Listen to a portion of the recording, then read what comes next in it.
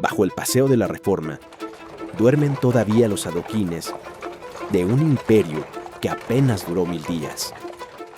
Esta es la historia de un emperador que mandó construir una avenida recta, arbolada, con bancas de hierro forjado, para no tener que oler la ciudad que gobernaba. Soy Postales de México y hoy te mostraré cómo Maximiliano intentó ocultar una fractura social tras una bellísima hilera de fresnos y álamos, cómo un castillo perdió brevemente su memoria, cómo la ciudad conspiraba en un idioma secreto y cómo al final el mismo bulevar que trazó ese emperador se convirtió en la vértebra de la metrópoli que sigue viva. Recuerda darle like a este video. Comenzamos. Imagina la Ciudad de México en 1864. No la que conoces hoy, sino una urbe de entre 130 y 200,000 habitantes que todavía se parecía más al virreinato que a la modernidad. Conventos inmensos ocupaban manzanas enteras. A un costado, vecindades donde familias de 10 integrantes vivían en un solo cuarto. Carruajes ostentosos esquivaban charcos donde chapoteaban niños descalzos. Esa ciudad vivía de noche bajo el resplandor trémulo de velas de sebo y faroles de aceite que proyectaban sombras gigantes en las esquinas. Y entre esas sombras se movían los oficios que el asfalto borró. El sereno, que con su farol y su silbato anunciaba la hora y ahuyentaba ladrones mientras gritaba: Las 12 y todo sereno. Los aguadores, que cargaban enormes cántaros desde las pocas fuentes públicas hasta las casas, negociando cada gota como oro líquido, mientras las epidemias de tifus y cólera se llevaban a los más vulnerables.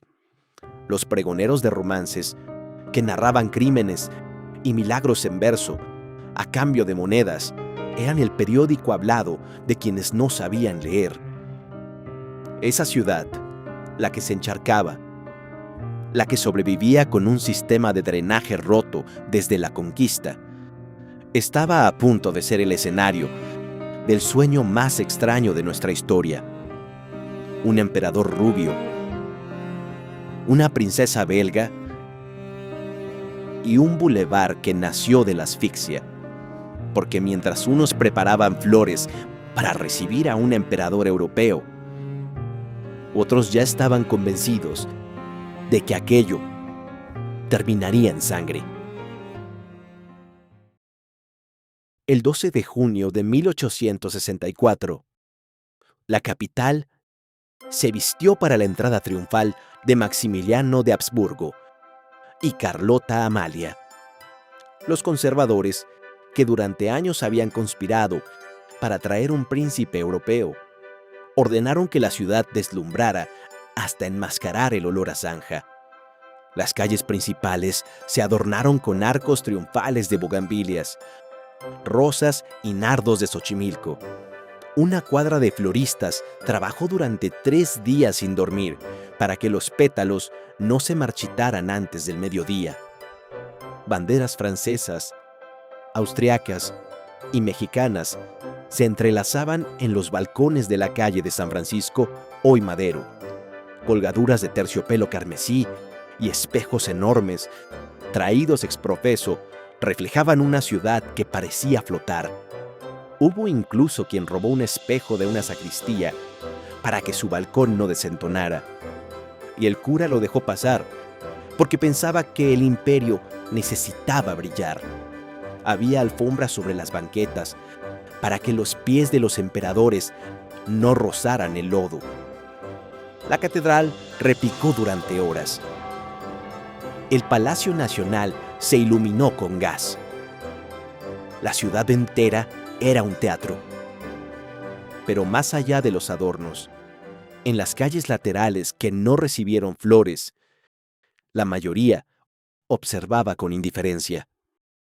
Se separaban frente al desfile, como quien mira una puesta en escena que no le pertenece. La élite celebraba porque creía que Maximiliano restauraría el orden. El pueblo de artesanos, aguadores y tortilleras solo miraba. Y entre esas dos ciudades se abría un abismo más profundo que las zanjas abiertas en los caminos. Y aquí viene una pregunta incómoda. Si hubieras vivido en esa ciudad, ¿habrías salido a recibir al emperador? ¿O habrías cerrado la puerta? Te leo abajo. Maximiliano se daría cuenta pronto de que gobernar México no era lo mismo que pasear por él. Decretó las primeras obras de desagüe del valle para combatir las inundaciones crónicas y las pestes. Pero quedaron inconclusas, porque antes de resolver la fractura, el emperador ya estaba construyendo su sueño personal. Una avenida para no tener la necesidad de transitar por la ciudad que gobernaba. En los mercados, mientras tanto, corrían murmullos. El austriaco cree que esto es Europa, decían las marchantas mientras escondían monedas bajo sus rebozos. Y es que a pesar del movimiento que invitaba a la ilusión, algo se estaba quebrando bajo esa superficie reluciente. Antes del imperio, en el cerro de Chapultepec no había un castillo. Estaba el colegio militar.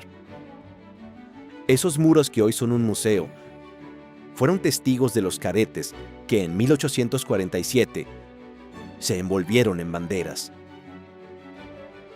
Se dice que las manchas de pólvora aún se adivinaban en algunas piedras cuando llegaron los arquitectos imperiales. Maximiliano y Carlota se enamoraron de la vista. El Valle de México extendiéndose hasta los volcanes, un paisaje alpino que les recordaba su Europa natal. Pero el edificio les pareció demasiado austero, así que ordenaron una transformación radical. Los arquitectos imperiales rediseñaron los interiores con un lujo que la ciudad jamás había visto. Lo vaciaron y en su lugar trajeron muebles vieneses, vitrales de París, alfombras que al pisarlas crujían como hojas secas.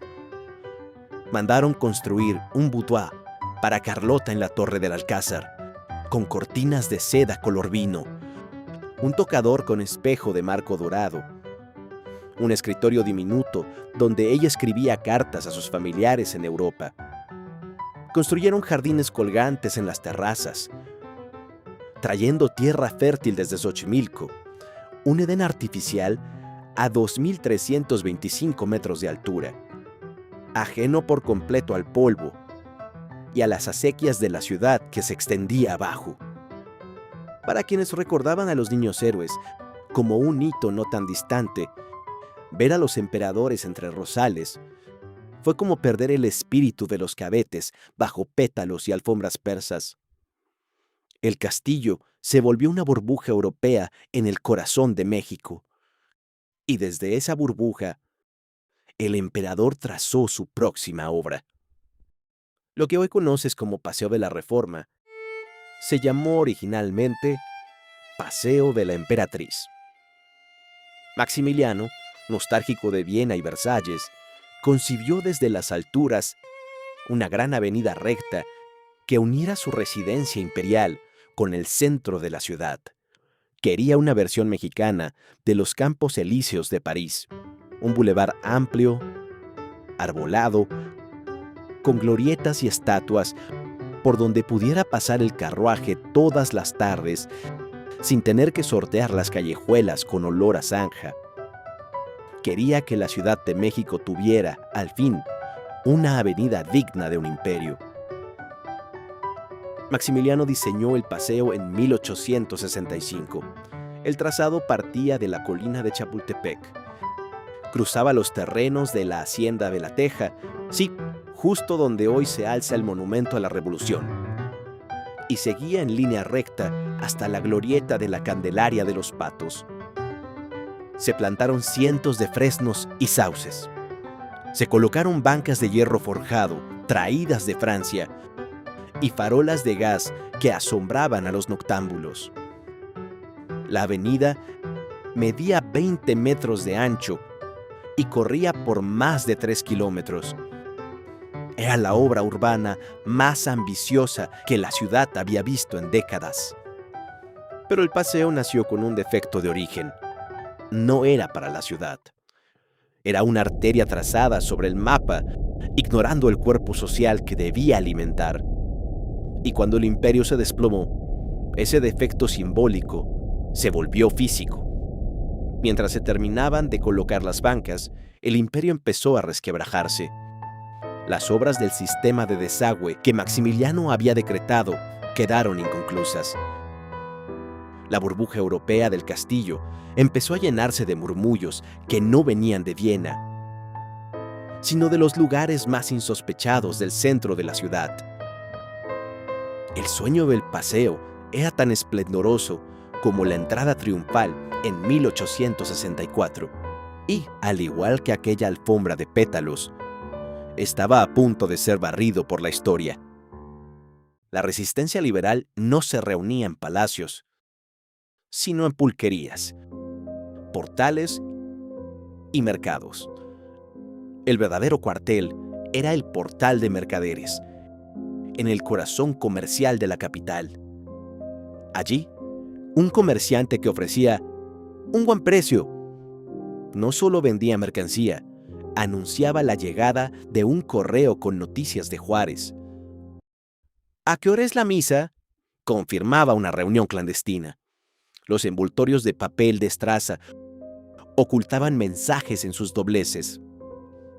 Los billetes de la lotería, tan populares entre todas las clases, circulaban con números que en realidad indicaban posiciones de tropas enemigas. Quien sabía leerlos, sabía dónde atacar. En las pulquerías, el ruido y el olor a fermento escondían las conversaciones que importaban.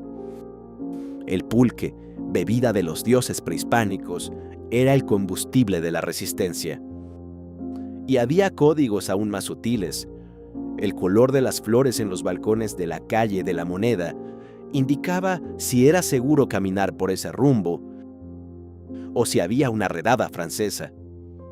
Una maceta con geranios rojos a la izquierda advertía peligro. A la derecha, vía libre. Nadie lo dijo nunca en voz alta, simplemente quienes necesitaban moverse miraban hacia arriba y sabían. Cuenta la leyenda que el campanero mayor de catedral tocaba las campanas con un código secreto. 3 toques lentos y 2 rápidos advertían de una patrulla francesa. Un doble inesperado a las 11 de la noche anunciaba un mensajero desde Querétaro. Los imperialistas oían campanas. Los liberales oían un lenguaje completo que se desvanecía antes de que nadie pudiera atraparlo. Y en los ríos que aún cruzaban la ciudad, las lavanderas del río de la Piedad pasaban pequeños papeles envueltos en tela encerada, de canasta en canasta, creando rutas de mensajería hasta en los barrios más alejados del control imperial. Los cargadores de los muelles del Canal de la Viga silbaban melodías que parecían ociosas, pero que, frase a frase, deletreaban la hora de la próxima entrega. Y justo cuando el imperio parecía consolidado, la ciudad empezó a devorarlo desde dentro.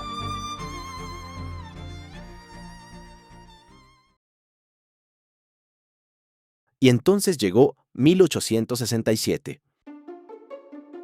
Apenas 3 años después de aquella entrada triunfal entre pétalos de rosa. El 12 de abril, el general Porfirio Díaz cercó la capital con 35,000 hombres. La guarnición imperial apenas contaba con 12,000. Durante más de 2 meses, las mismas calles que habían sido decoradas con arcos de flores se convirtieron en campo de batalla. Las familias cavaron túneles improvisados entre los patios de las vecindades para huir de las descargas de artillería. El Paseo de la Emperatriz, aquel bulevar que Maximiliano trazó para pasear, recibía los impactos sin que nadie lo defendiera. La avenida que debía ser el escaparate del imperio se transformó en un osario a cielo abierto. Hoy no hay pan, los niños lloran, los cañonazos se escuchan desde Chapultepec. Alguien escribió esto en un diario de aquellos días. Otra mano anónima garabateó en la hoja de un misal: canjeé mis aretes de boda por media fanega de maíz. Dios me perdone, pero mis hijos ya no lloran de hambre. La gente salía solo de noche a buscar algo que llevarse a la boca. Los cadáveres de caballos se pudrían sobre los adoquines nuevos. Las familias ricas que habían aplaudido a la pareja imperial cerraban sus casas con tablones y esperaban. Maximiliano ya no estaba. Había huido a Querétaro en febrero. Carlota había partido a Europa para suplicar ayuda a Napoleón III. Un viaje del que regresaría con la razón extraviada. La ciudad quedó atrapada entre dos fuegos, sin emperadores y sin república. El final no ocurrió aquí, sino en Querétaro, en el Cerro de las Campanas, el 19 de junio de 1867. Mientras Maximiliano caía fusilado, la capital que había soñado con ser París agonizaba en silencio. Al día siguiente, se izó la bandera blanca en Catedral. El 21 de junio entró Porfirio Díaz, y un mes después, el 15 de julio, Benito Juárez hizo su entrada triunfal. Las mismas calles que vieron desfilar al emperador austriaco entre pétalos, vieron pasar al presidente indígena que resistió 4 años de ocupación. En los días siguientes, los letreros con el águila imperial fueron arrancados de los edificios públicos a cincelazos. Las alcobas que Carlota había decorado en Palacio Nacional recuperaron sus antiguos crucifijos. La memoria del imperio no se borró con fuego, sino con silencio, con cal sobre los escudos. El Paseo de la Emperatriz sobrevivió. Los republicanos no lo destruyeron, simplemente le cambiaron el nombre. En 1872, Sebastián Lerdo de Tejada lo bautizó como Paseo de la Reforma, en honor a las leyes que tanto combatieron los conservadores que trajeron a Maximiliano. Esa recta que hoy recorres es, en lo esencial, la misma que ordenó aquel emperador austriaco. La dictadura porfiriana, heredera directa de la República Juarista, terminó de construir el sueño urbano de un emperador y lo llenó de estatuas a los héroes patrios que lo habían combatido.